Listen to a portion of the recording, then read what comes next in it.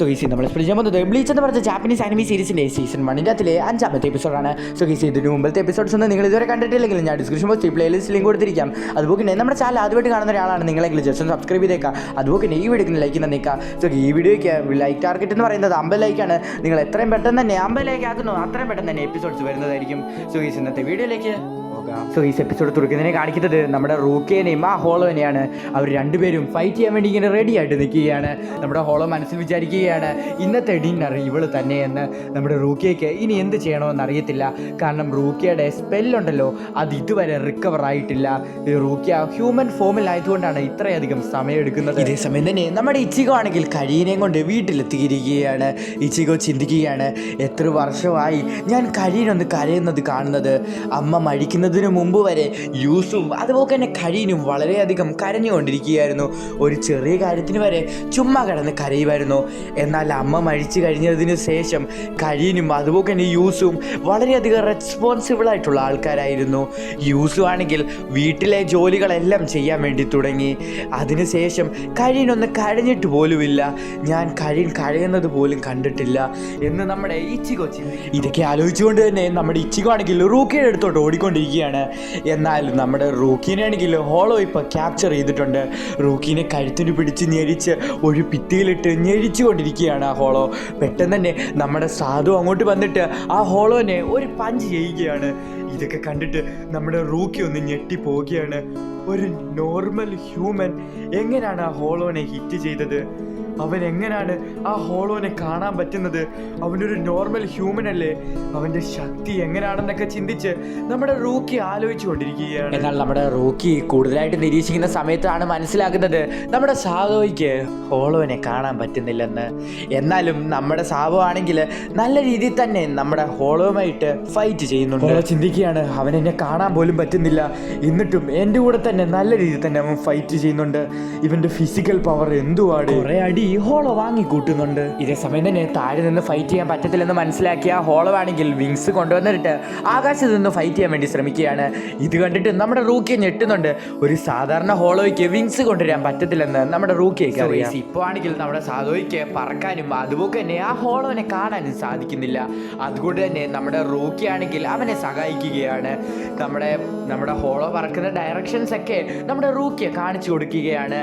നമ്മുടെ സാധോ ആണെങ്കിൽ ഒരു പോസ്റ്റൊക്കെ വലിച്ച് പറിച്ചിട്ട് നമ്മുടെ ഹോളോൻ്റെ കൂടെ നല്ല രീതിയിൽ തന്നെ ഫൈറ്റ് ചെയ്യുന്നുണ്ട്.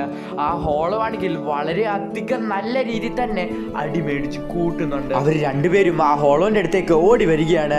പെട്ടെന്ന് തന്നെ ഹോളോ എന്തോ തരത്തിലുള്ള സ്പെല്ല് യൂസ് ചെയ്തിട്ട് കുറേ ഇൻസെക്ട്സിനെയൊക്കെ അവരുടെ ദേഹത്ത് ഒട്ടിപ്പിടിച്ചിരിക്കുകയാണ്. അവർക്കൊന്നും അനങ്ങാൻ പോലും പറ്റുന്നില്ല. ഹോളോ പറയുകയാണ് എനിക്കിനി നിങ്ങളെ സമാധാനത്തോടിരുന്ന് തിന്നാമെന്ന്. എന്നാൽ ഇതേ സമയത്ത് തന്നെ മാസായിട്ട് നമ്മുടെ സാധു ആണെങ്കിൽ ആ ഇൻസെക്ട്സിനെ എല്ലാത്തിനെയും വെളിയിലോട്ട് ഇട്ടിട്ട് മാസായിട്ട് എഴുന്നേൽക്കുകയാണ്. എന്നിട്ട് കണ്ട് പേടിച്ച് ആ ഹോളോ ആണെങ്കിൽ അവിടെ നിന്ന് പറന്നു പോവുകയാണ്. നമ്മുടെ റൂക്കിയയും അതുപോലെ തന്നെ സാധോയും ആ ഹോളോയുടെ പുറകെ പോകാൻ വേണ്ടി നമ്മുടെ റൂക്കിയനെ എടുത്ത് ആ ഹോളോന്റെ പുറകെയിലോട്ട് ഒറ്റേറിയുകയാണ്. റൂക്കിയുടെ ദേഹത്തേക്ക് എന്തോ തരത്തിലുള്ള വേറെ എന്തോ ഒരു ഇൻസെക്ട് പവറും കൂടി യൂസ് ചെയ്യുകയാണ്. അത് ദേഹത്തെ എഫക്ട് ചെയ്ത റൂക്കി ആണെങ്കിൽ മേളിൽ നിന്ന് താഴേക്ക് വീഴുകയാണ്. നമ്മുടെ റൂക്കിനെ ആണെങ്കിൽ സാധോ താഴെ വീഴുന്നതിന് മുമ്പ് തന്നെ പിടിച്ചിട്ടുണ്ടായിരുന്നു. അതും എന്തോ ഒരു തരത്തിലുള്ള ഒരു ജീവിയാണ്. നമ്മുടെ റൂക്കി ആണെങ്കിൽ അവൻ്റെ ദേഹത്തു നിന്ന് അതൊക്കെ എടുത്ത് കളഞ്ഞുകൊണ്ടിരിക്കുകയാണ്. ഇതേ സമയം തന്നെ ആ ഹോളോ എന്തോ ഒരു തരത്തിലുള്ള പവർ യൂസ് ചെയ്തിട്ട് നമ്മുടെ റൂക്കിയുടെ ദേഹത്തിരുന്ന ഇൻസെക്ട്സിനെ എല്ലാത്തിനെയും കൂടെ അങ്ങ് എക്സ്പ്ലോഡ് ചെയ്ത് കളയുകയാണ്. ഇതൊക്കെ കണ്ടിട്ട് നമ്മുടെ സാധോ പേടിച്ചു പോവുകയാണ്. ആ ഹോളോനെ ആക്രമിക്കാമെന്ന് വിചാരിച്ച് നോക്കിയിരിക്കുന്ന സമയത്ത് ആ ഹോളോന്റെ സൈഡിലാണെങ്കിൽ നമ്മുടെ സാധോന്റെ ആ പക്ഷിയും ഉണ്ട്. സാധോയ്ക്ക് ഇപ്പൊ എന്ത് ചെയ്യണമെന്നൊന്നും അറിയത്തില്ല. നീ ഇതിൻ്റെ ഇടയ്ക്ക് കയറാതിരുന്നാൽ മതി, നീ ഒന്നും ചെയ്യണ്ട, എനിക്ക് ആ പെണ്ണിനെ മാത്രം മതി, എനിക്ക് നിന്നെ വേണ്ട എന്ന് പറഞ്ഞിട്ട് നമ്മുടെ റൂക്കിയുടെ പുറകെ ആ ഹോളോ വരാൻ വേണ്ടി ശ്രമിക്കുന്നു. എന്നാൽ ഇതേ സമയം തന്നെ നമ്മുടെ റൂക്കി ആണെങ്കിൽ അവിടെ നിന്ന് ഓടി രക്ഷപ്പെടാൻ വേണ്ടി ശ്രമിക്കുകയാണ്. കുറേ അറ്റാക്സ് ആണെങ്കിൽ ആ ഹോളോ നമ്മുടെ റൂക്കിയുടെ ദേഹത്ത് വിടുന്നുണ്ടെങ്കിലും നമ്മുടെ റൂക്കി ആണെങ്കിൽ ജസ്റ്റ് മിസ്സിന് ആ അറ്റാക്കിൽ നിന്നൊക്കെ രക്ഷപ്പെടുന്നുണ്ട്.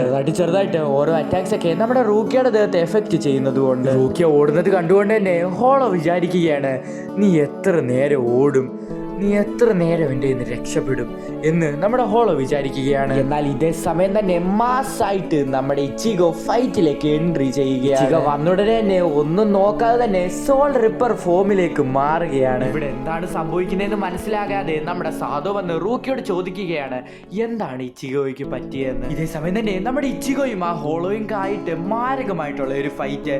ഇച്ചിഗോ പറയുകയാണ് എനിക്ക് നിന്നോടൊരു കാര്യം ചോദിക്കാനുണ്ട്. ആ ബേർഡിന്റെ അകത്തിലുള്ള ആ കുട്ടിയുടെ പേരൻസിനെ കൊന്നത് നീയാണോ? ഇതൊക്കെ കേട്ടുകൊണ്ട് തന്നെ ആ ഹോളോ പറയുകയാണ് അത് ഞാൻ തന്നെയാണ്. ഞാൻ അവസാനമായിട്ട് ഒരു മദറിനെയാണ് കൊന്നത്. ഞാനൊരു സീരിയൽ കില്ലറാണ് എന്നൊക്കെ പറഞ്ഞിട്ട് ആ ഹോളോ ആണെങ്കിൽ തൻ്റെ പാസ്റ്റ് പറയാൻ വേണ്ടി തുടങ്ങുകയാണ്. ഞാനൊരു സീരിയൽ കില്ലറാണ്. എൻ്റെ അവസാനത്തെ വിക്ടിം എന്ന് പറയുന്നത് ആ കുട്ടിയുടെ അമ്മയായിരുന്നു. ആ കുട്ടിയുടെ അമ്മയ്ക്കാണെങ്കിൽ ഒന്നുമില്ല, ആരുമില്ല. എന്നാൽ അവസാനത്തെ ശ്വാസം വരെ സ്വന്തം കുട്ടീനെ സംരക്ഷിച്ചു കൊണ്ടിരിക്കുകയായിരുന്നു. ഞാൻ അങ്ങോട്ട് കയറി ചെല്ലുന്ന സമയത്ത് ആ കുട്ടി എൻ്റെ ഷൂ ലേസ് അരിച്ചിട്ടു. അതുകൊണ്ട് തന്നെ ഞാൻ അവരുടെ അമ്മയെ അങ്ങ് കൊന്നു കളഞ്ഞു. എനിക്ക് വളരെയധികം ദേഷ്യം വന്നു. അതുകൊണ്ട് തന്നെ ഞാൻ ആ കുട്ടിയെ ശിക്ഷിച്ചു. ആ കുട്ടീനെ ഈ ബേർഡിൻ്റെ അകത്ത് കയറ്റി. എന്നിട്ട് ഞാൻ ആ കുട്ടിയോട് പറഞ്ഞു നിനക്ക് 3 മാസമുണ്ട്. 3 മാസം നീ എങ്ങനെയും ഈ പക്ഷിയായിട്ട് ജീവിക്കണം. ജീവിച്ചാൽ നിന്റെ അമ്മേനെ ഞാൻ തിരിച്ചു കൊണ്ടുവരാം എന്നാ ഹോളോ പറഞ്ഞു. എന്തൊരു പൊട്ടനാണ് അവനത് വിശ്വസിച്ചു. എനിക്കൊരിക്കലും മരിച്ചൊരാളെ തിരിച്ചൊരു ലൈഫിലോട്ട് കൊണ്ടുവരാൻ പറ്റത്തില്ല. എന്നാലും ആ മണ്ടനായിട്ടുള്ള കുട്ടി എന്നെ വിശ്വസിച്ചു. ഇതൊക്കെ കേട്ട് വളരെയധികം ദേഷ്യം വന്ന നമ്മുടെ ഇച്ചിഗോ ആണെങ്കിൽ ആ ഹോളോന്റെ മുഖം നോക്കിയിട്ട് ഒരു നല്ല കിട്ടിലം പഞ്ച് കൊടുക്കുകയാണ്. ആ പഞ്ച് കിട്ടിയ ഉടനെ തന്നെ ആ ഹോളോ അവിടെ വെച്ച് തന്നെ അങ്ങ് പൊട്ടിത്തെറിക്കുകയാണ്. ഗെറ്റ് ലോസ്റ്റ് എന്ന് പറഞ്ഞിട്ട് ഇച്ചിഗോന്റെ വാളെടുത്തിട്ട് ആ ഹോളോനെ പ്യൂരിഫൈ ചെയ്യുകയാണ്. ആ ഹോളോന്റെ അടുത്തു നിന്ന് എന്തൊക്കെയൊക്കെയോ വരുന്നു. ഇതൊക്കെ കണ്ടിട്ട് നമ്മുടെ ഇച്ചിഗോ തന്നെ ഒന്ന് ഞെട്ടിപ്പോകുന്നു. ഇച്ചിഗോ ഇങ്ങനെ ആദ്യമായിട്ടാണ് കാണുന്നത്. ഇച്ചിഗോയുടെ റൂക്കി പറയുകയാണ് ദ ഹെല്ലാണ് ഈ ഹോളോ ഉണ്ടല്ലോ, ഈ ഹോളോയ്ക്കകത്തിലെ സോള് ഒരിക്കലും സോൾ സൊസൈറ്റിയിലേക്ക് പോകത്തില്ല, അവൻ നരകത്തിലേക്ക് പോകത്തുള്ളൂ എന്ന് നമ്മുടെ റൂക്കിയ ഇച്ചിഗോയോട് പറയുകയാണ്. പിന്നീട് കാണിക്കുന്നത് കുറച്ചു നേരം കഴിഞ്ഞിട്ടുള്ള ഒരു കാര്യമാണ്. നമ്മുടെ റൂക്കി ആ ബേർഡിൻ്റെ അകത്തിലുള്ള കുട്ടിയുടെ സോളിനോട് പറയുകയാണ് സോൾ സൊസൈറ്റി എന്ന് പറയുന്നത് നിനക്ക് പേടിക്കാനുള്ള കാര്യമൊന്നുമില്ല. അവിടെ നിനക്ക് വളരെയധികം സന്തോഷമായിരിക്കും. അവിടെ നിനക്ക് നിൻ്റെ അമ്മേനെയൊക്കെ കാണാൻ സാധിക്കുമെന്ന്. ഇതേ സമയം തന്നെ നമ്മുടെ ഇച്ചിഗോ ചോദിക്കുകയാണ് നിനക്ക് അവനെ തിരിച്ച് ലൈഫിലോട്ട് കൊണ്ടുവരാൻ പറ്റത്തില്ല അല്ലേ? വളരെയധികം വിഷമത്തോടെയുള്ള ഒരു രീതിയിലാണ് നമ്മുടെ ഇച്ചിഗോ ചോദിക്കുന്നത്. സോ ഇതേ സമയം തന്നെ നമുക്ക് ആ കുട്ടിയുടെ റിയൽ ഫോം കാണാൻ സാധിക്കുന്നു. നമ്മുടെ സാധുവിനോട് ആ കുട്ടി താങ്ക്സ് ഒക്കെ പറയുന്നുണ്ട്. ഇതേ സമയം തന്നെ നമ്മുടെ സാധു പറയുകയാണ് ഒരിക്കലും പേടിക്കണ്ട, ഞാനും ഒരു ദിവസം ആ സോൾ സൊസൈറ്റിയിൽ വന്നിട്ട് നിന്നെ എൻ്റെ തോളത്ത് വെച്ചിട്ട് ഞാൻ എല്ലായിടം ചുറ്റി കറക്കി കാണിക്കുമെന്ന്. അതേസമയം തന്നെ മറ്റൊരു സ്ഥലത്ത് നമ്മുടെ ഇച്ചിഗോയുടെ അനിയത്തി ഇച്ചിഗോയുടെ താങ്ക് യു പറഞ്ഞിട്ട് കിടങ്ങുന്നുറങ്ങുന്നിടത്ത് വെച്ചാണ് ഈ എപ്പിസോഡ് അവസാനിക്കുന്നത്.